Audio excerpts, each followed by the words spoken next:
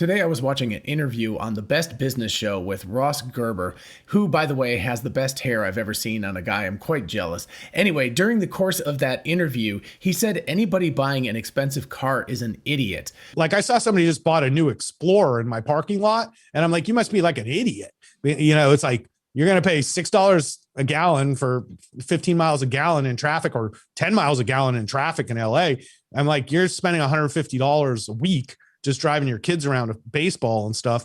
Which actually ties into things I've been thinking myself lately. When I would see a new Mercedes or BMW driving around on the road, I would be like, what a waste of money these guys are doing.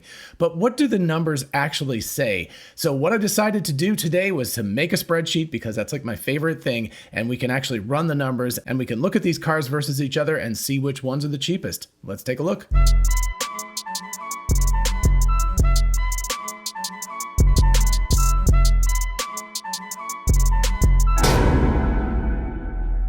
And for those of you interested in investing, check out WeBull, an amazing platform for buying and selling stocks, and now cryptocurrencies like Bitcoin, Dogecoin, and others. Open an account and get a free stock valued at up to $200, and fund your account and get another free stock valued at up to $1,600. Check out the link in the description and help the channel at the same time. Hey y'all, it's Dr. Know-It-All. So here we go. Here's spreadsheet time. What I've decided to do is take the Mazda CX-5. There's a new version of it called the Select for 2022. It doesn't exactly translate to our touring edition, but that's what we have at home. And the price is still relatively the same. So I figured I'd take that as a consumer level SUV, crossover SUV car.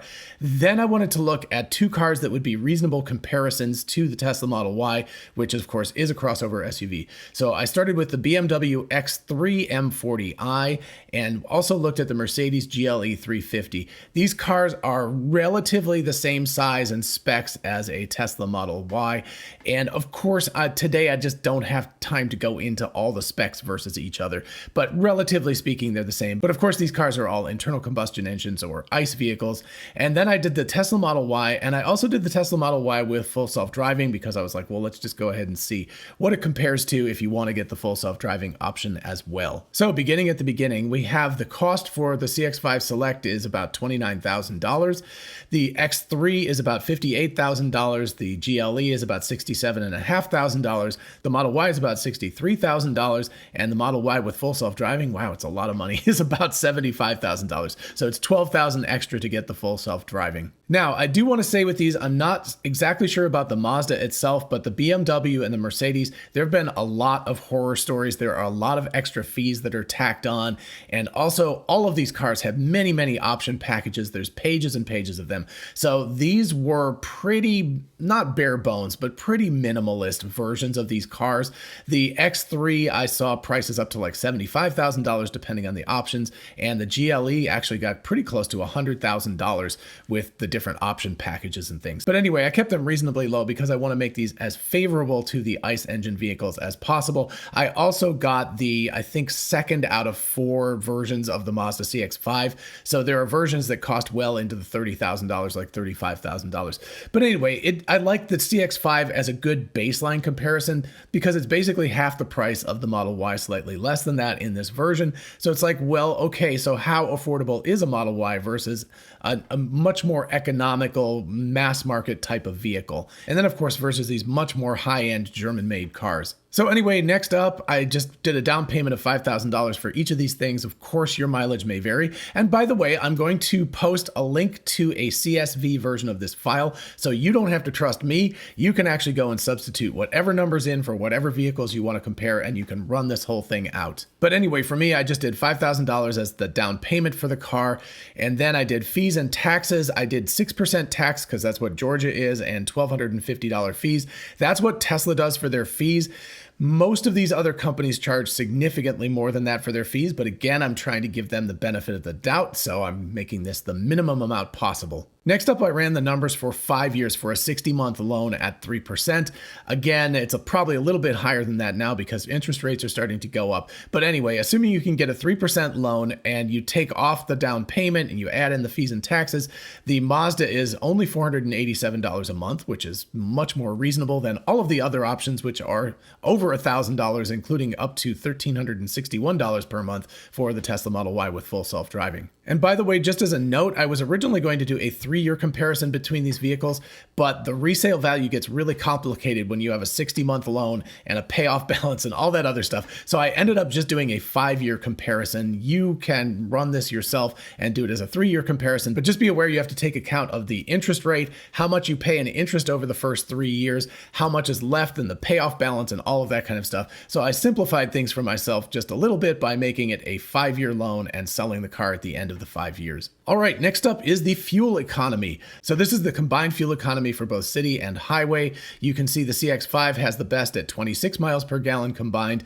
and the BMW and Mercedes are actually just about the same at 23 each. And of course, the Model Y and Model Y with full self-driving gets the exact same MPG equivalent of 125 miles per gallon. All right, and here's where numbers start to get a little bit speculative because, we can't really project exactly what's going on. And I'm sure a lot of you are laughing at $4 a gallon, but it's about $3.65 a gallon in Georgia right now. So anyway, again, I'm putting this in on the best foot for ICE cars, but I'm assuming that for the next 5 years, gas is going to remain at $4 a gallon. So we can always play with that by changing this number over time, but that's what I'm going to give it. And so you can see that these vehicles, depending on their miles per gallon and stuff, get $2,300 or $2,600 per year to drive 15,000 miles or about 24,000 kilometers per year. The Tesla, on the other hand, I used my numbers. I did 30 cents per kilowatt hour at a supercharger and 5 cents per kilowatt hour at home, which is what I get. That is an 80-20 split. I do about 80% of my charging at home and 20% at a supercharger. So it works out to about 10 cents per kilowatt hour. Now, again, if you want to, substitute your own numbers for whatever you've got. But at 15,000 miles per year, that only costs $420 to fill up the car. And yeah, that number just popped out. I didn't do that on purpose. Next, in the middle here, I actually probably should have moved it over one column, but we've got insurance. These are just numbers that I have for my personal vehicles. It costs about $100 a month to insure our Model Y and about $70 per month to insure the CX-5. I've just sort of granted the BMW and the Mercedes approximately the same cost to insure. I actually think if I talk to my State Farm agent, it might be slightly more than that. But anyway, I'm giving them the benefit of the doubt. So I'm just charging the same amount of money for each of these different vehicles. Of course, one thing that I don't have access to yet, but if Tesla insurance gets to Georgia in the near future, this number could drop significantly below $100 a month. It might drop to like $60 or $70 a month, depending. But anyway, so that could actually save over the course of 5 years. That would save quite a bit of money. So anyway, that is something that could change significantly if you had Tesla insurance or had access to it. All right, so again, staying somewhat speculative about this, I put in 5 years worth of extras. That includes tire rotations, oil changes, regular service calls, and also getting one new set of tires. I figured 75,000 miles across 5 years, so you're going to have to get at least one new set of tires. If you get 2 new sets of tires, then you can change these numbers up somewhat. So anyway, starting with the Teslas down here, I've got one tire rotation per year at approximately $30, depending on where you go to get that done. Then you have to get a new set of tires, which is going to cost somewhere around $1,000. I priced it out. It's like $900 and something for me, again, at least, at Costco, plus $30 to rotate the tires one other time. And then on year 4, there is a service call that you have to get some stuff drained and replace some air filters and things like that. So I added $500 on the 3rd year and then $30 more to do tire rotations for the 5th year. These other vehicles, as I don't own them and don't have the owner's manual, I had to guess just a little bit. So the first year, I figured you were getting free service from the dealer who you were purchasing it from. So there was no cost for the first year.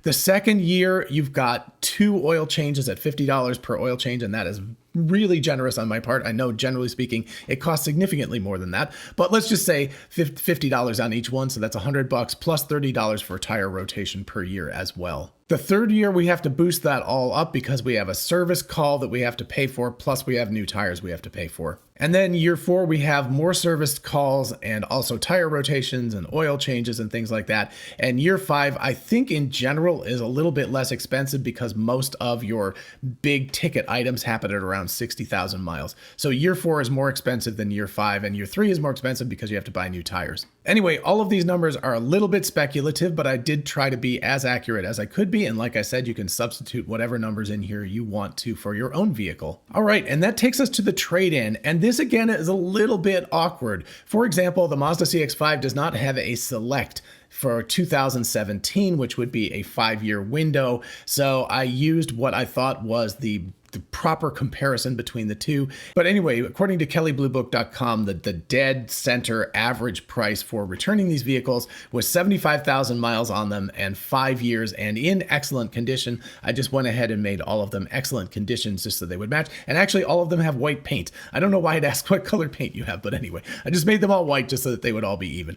But anyway, after 5 years and 75,000 miles, the Mazda gives you 18,885 in retail. The BMW gives you 23,672 in resale.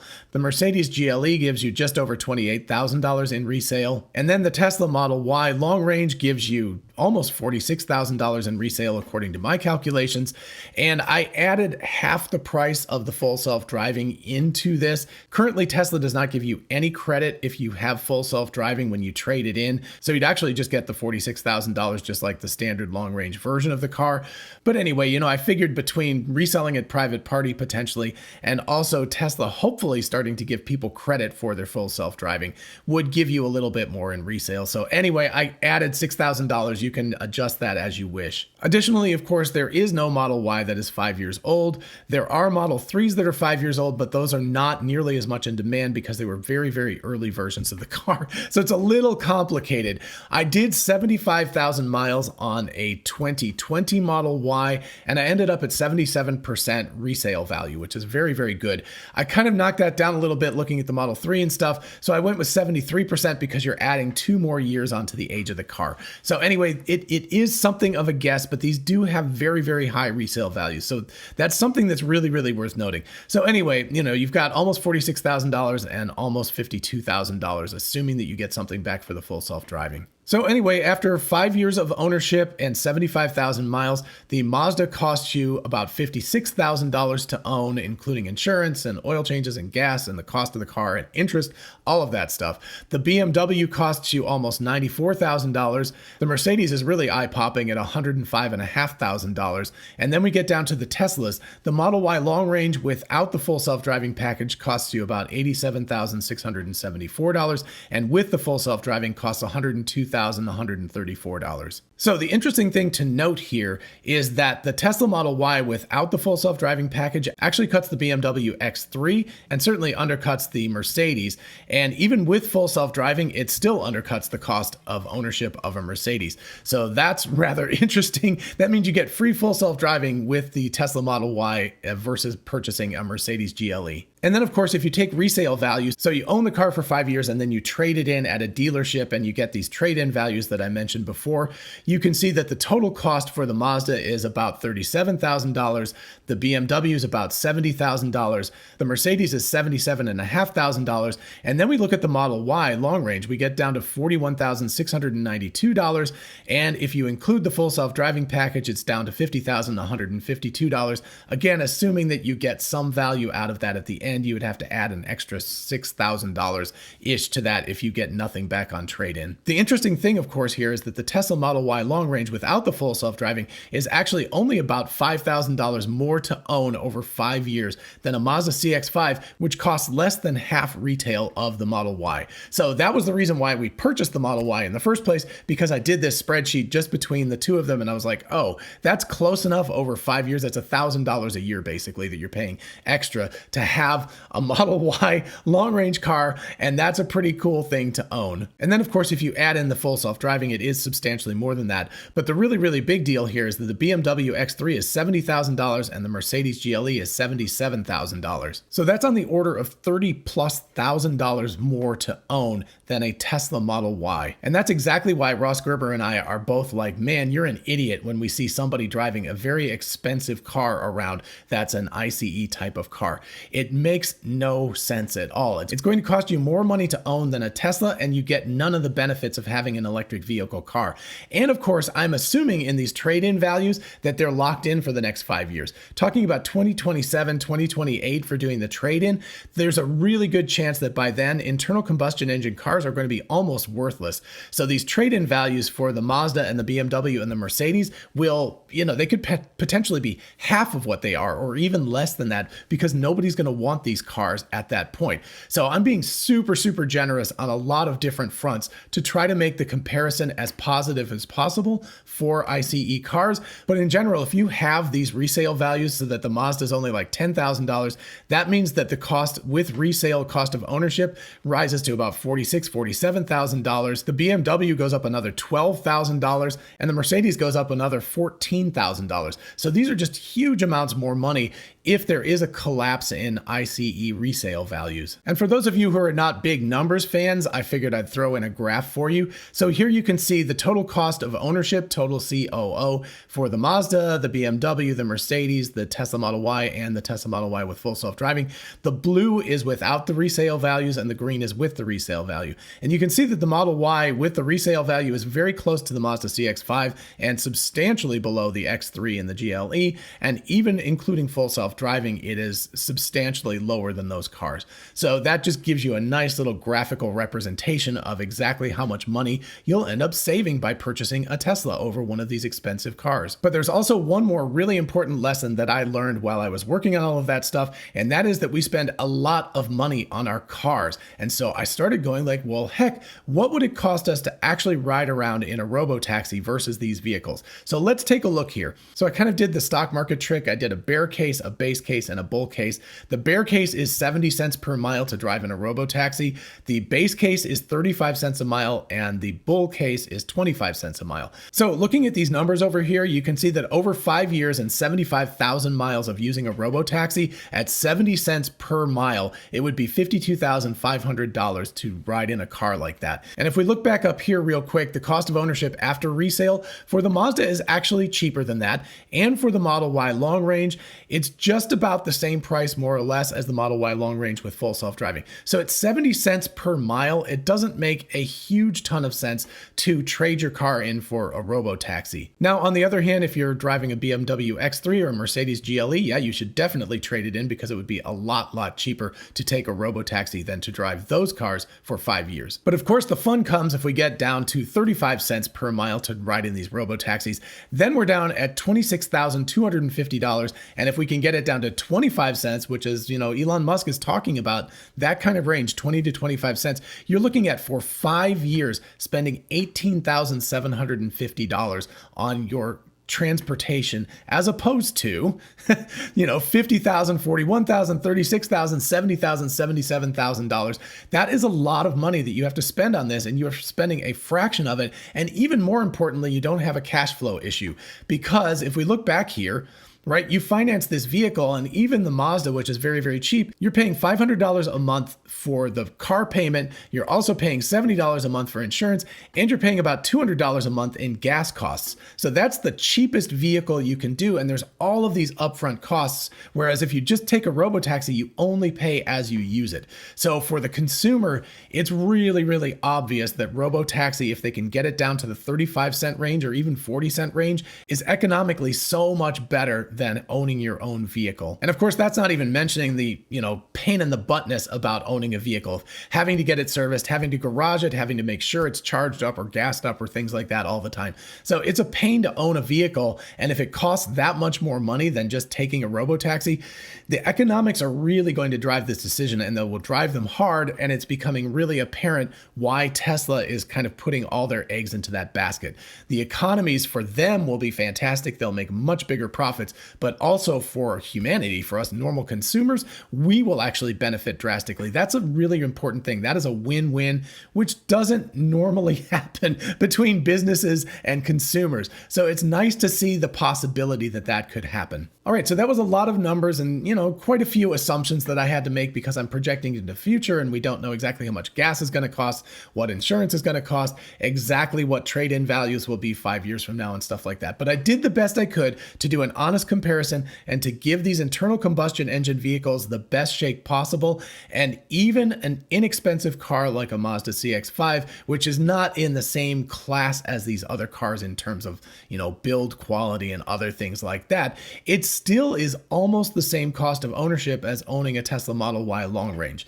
And obviously the Tesla Model Y, either with or without full self-driving, is massively cheaper than the BMW and the Mercedes. So really and truly, I agree with Ross. If I look around and I see somebody driving one of those cars brand new, I think to myself, you're an idiot. And I'm like, you must be like an idiot. And you really are, because it's just so much cheaper to purchase an electric vehicle. All right, I hope you found this episode fun and a little bit nerdy and a little bit thought-provoking. If you did, please do like it so other people can find it. And of course, consider subscribing for more of this kind of content. As always, a huge shout out to my patrons on Patreon. Actually, thank you all, especially for this episode. I had a lot of help on the Mercedes and the BMWs. I'm not a particularly big Mercedes BMW person, so I don't know them that well. So I had a lot of help figuring out which ones are the best comparative cars, and also looking into pricing and packages and things like that. So thank you all so much. And of course, if you want to join the team, definitely check out the link in the description. And if you're interested in a whole bunch of really cool merch, check out our merch store. Link is in the description. We have TeslaBot t-shirts, the Tesla meme t-shirt, Success is a Possible Outcome, 4680 battery cells. All of that stuff is on t-shirts, mugs, tumblers, and on and on. So check it out. And for those of you interested in investing, check out WeBull, an amazing platform for buying and selling stocks, and now cryptocurrencies like Bitcoin, Dogecoin, and others. Open an account and get a free stock valued at up to $200, and fund your account and get another free stock valued at up to $1,600. Check out the link in the description and help the channel at the same time. Thank you. And finally, don't forget we are both Tesla and Amazon affiliates. If you look in the description, you can see how going shopping for a solar roof, a Powerwall, or anything on Amazon helps out the channel. In the meantime, I'll see you in the next one. Bye-bye.